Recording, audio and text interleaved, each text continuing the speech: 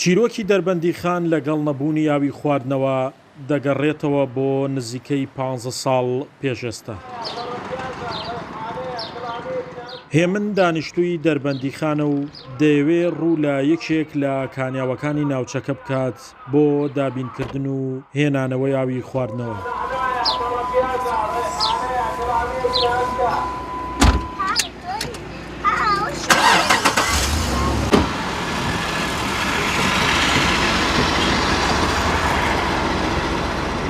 شەی ئاوی دەربەندیخان دەمێکە بەردەوامە لە ڕاستیە من هێشتا ژیانی هاوسەرگیریم پێک نەهێنابوو ئەمە ئیشمە هەتا ئێستا ئەوە لە 2016 ژنم هێناوە خوانێ بڕێدوم ناڵم هەیە هەتا ئێستا هەر ئەمە ئیش بوو هەر بەردەوام لە ئاو ڕاکێشانە تاکەش بەردەوامەیە ئەویان نازانم. کێشەی نەبوونی ئاوی خواردنەوە بڕستی لە دانیشتوانی ئەم شارە بڕیوە لە تەنیش دەریاچەیەکی ئاون کەچی ڕێگایەکی دوور دەبڕن تاوەکو بگەن بە سەرچاوەیەکی ئاو و ژیانی پێ بەڕێ بخەن. ئێمە وەکو دانیشتوانی دەربەندیخان زیاد لە 12 ساڵە ئەمە ئیشمانە بەردەوام دین لە کانی و کانیاوەکانی نزیک دەربەندیخان چەند کیلۆمەترێکە بڕین بۆ ئاوی خواردنەوە. هۆکارەکەش ئەوەیە کە ئاوی دەریاچە دەربەندیخان وەکوەوەی کە لێرایە ئاوێکی زۆری هەیە بەڵام بە کەڵکی خواردنەوە نایە و زۆر پیسە سحەپش ڕاستی کردووە کە بە کەڵکی خواردنەوە هەتا بە کەڵکی خۆشەوەردنیش نایە. بۆیە دانیشتوانەکەی چەندین کیلۆمەترە بڕن بۆ ئاوی خواردنەوە و کانیاوەکانیش ئەمساڵ تاو کەمی کردووە.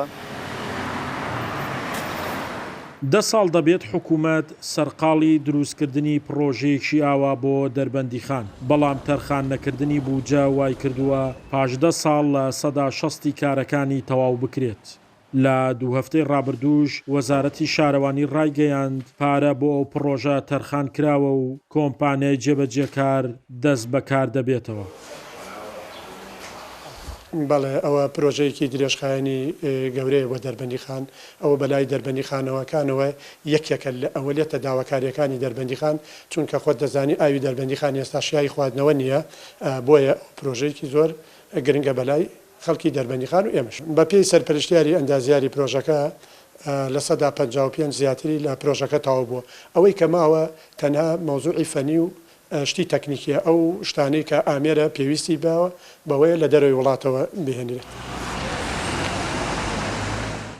هۆکارەکان هەرچیەک بن بۆ تەواو نەکردنی پرۆژەی ئاوی خواردنەوەی دەربەندیخان خەڵکی شارەکە باجەکەی ئەدەن ماندوێتیش بۆ دەستکەوتنی ئاو تەنها ڕێگای دانیشتوانی ئەو شارەیە کە لەسەری ڕاهاتوون.